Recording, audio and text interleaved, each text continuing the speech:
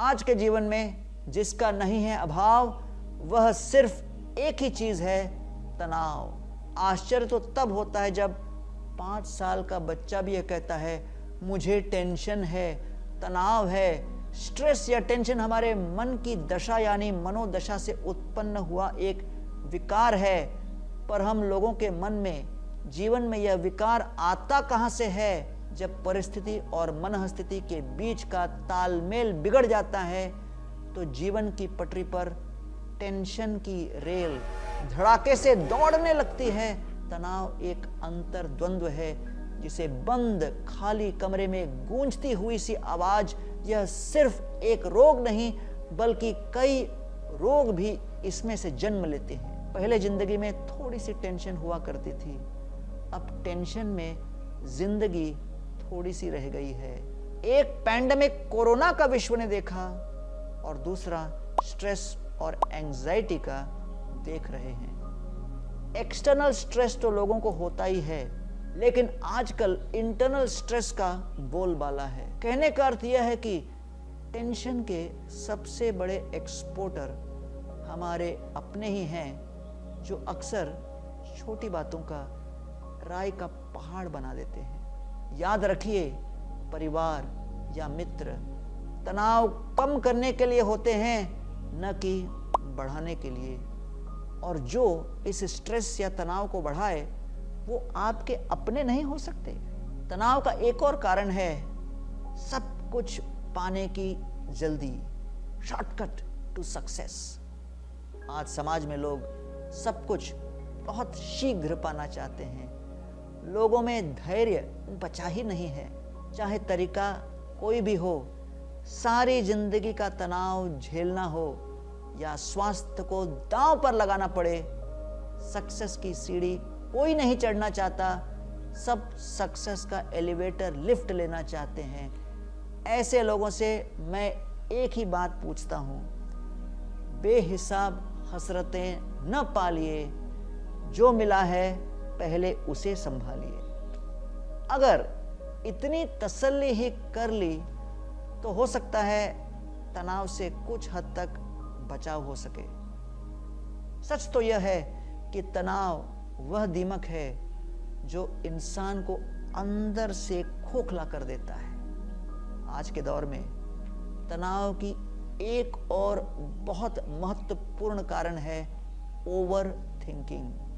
आज बहुत सारे लोग अनजाने में ओवर थिंकिंग की बीमारी से पीड़ित हैं। उस पर सबसे बड़ा अचंभा तो यह है कि या तो लोग यह जानते ही नहीं हैं या जानते हैं तो मानते ही नहीं। किसी विषय के बारे में हद से ज्यादा सोचना तनाव, चिंता और नकारात्मक विचार की एक पैटर्न बन सकता है। यह जिम में ट्रेडमिल पर भागने जैसा है। भाग तो कई किलोमीटर लिया पर पहुंचे कहीं नहीं। कहते हैं ना, ओवर थिंकिंग ऐसी समस्याएं पैदा करने की कला है जो कभी थी ही नहीं। इसका सबसे बड़ा इलाज यही है कि जब भी किसी विषय पर आप ओवर थिंकिंग करने लगे तो यह जरूर सोचें, क्या यह विषय इतना आवश्यक है या नहीं। स्ट्रेस का एक बहुत बड़ा कारण है सोशल कंपैरिजन। जीवन जितना सादा रहेगा, तनाव उतना ही आधा रहेगा। लेकिन आज की सच्चाई यह है कि जितना खुशी होने में खर्च नहीं होता, उससे कहीं ज्यादा दिखावे पर खर्च कर देते हैं। और इस दिखावे के चक्कर में बेवजह की टेंशन होती है। उसकी गाड़ी मेरी गाड़ी से बड़ी है, उसको यह नौकरी मिल गई है जो दूसरों के पास है।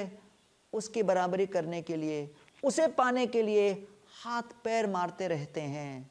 फिर चाहे उनकी क्षमताएं उसकी अनुमति दें या ना दें। लेकिन एक बात तो तय है, उन्हें कुछ मिले या न मिले, एक बेवजह का तनाव जरूर मिलता है। इसलिए बेहतर है जो अपने पास है उसका आनंद लें, और जो नहीं है उसके लिए परिश्रम अवश्य करें। लेकिन साथ में ईश्वर से प्रार्थना करें और खुद को यह समझाएं कि संतोष ही सबसे बड़ा स्ट्रेस फ्री होने का मंत्र है। तनाव हमारे जीवन का इतना बड़ा हिस्सा बन चुका है कि यदि किसी दिन टेंशन हो तो इस बात की टेंशन हो जाती है कि यार सब कुछ तो इतना अच्छा चल रहा है, ये कैसे हो सकता है। इसलिए मैं यही कहूँगा कि तनाव, दुख या पीड़ा की स्थिति में जब आपको कुछ समझ ना आए तो ईश्वर के समक्ष समर्पित भाव में बैठ जाएं, आंखें बंद करें, प्रभु का स्मरण करें और उनसे यही कहें, हे प्रभु, जीवन का सब भार तुम्हारे हाथों में है। अब जीत और हार दोनों तुम्हारे हाथों में। अपने आप का ध्यान और अपनी लाइफ को मैनेज करना सीखो। स्ट्रेस अपने आप मैनेज होने लगेगा। प्रसादे सर्व दुखानाम हानिरस्योपजायते प्रसन्न चेतस ह्याशु बुद्धिर पर्यवतिष्ठति। इसलिए भगवान श्री कृष्ण भगवद गीता में कहते हैं कि इन तनाव से मुक्त होने के लिए एक ही उपाय है, अंतःकरण में संतोष। प्रसादे सर्व दुखानाम हानिर। मानसिक रूप से संतुष्ट हो जाइए, प्रभु का नाम लीजिए और इस स्ट्रेस और तनाव को नमक की तरह अपने जीवन में रखिए।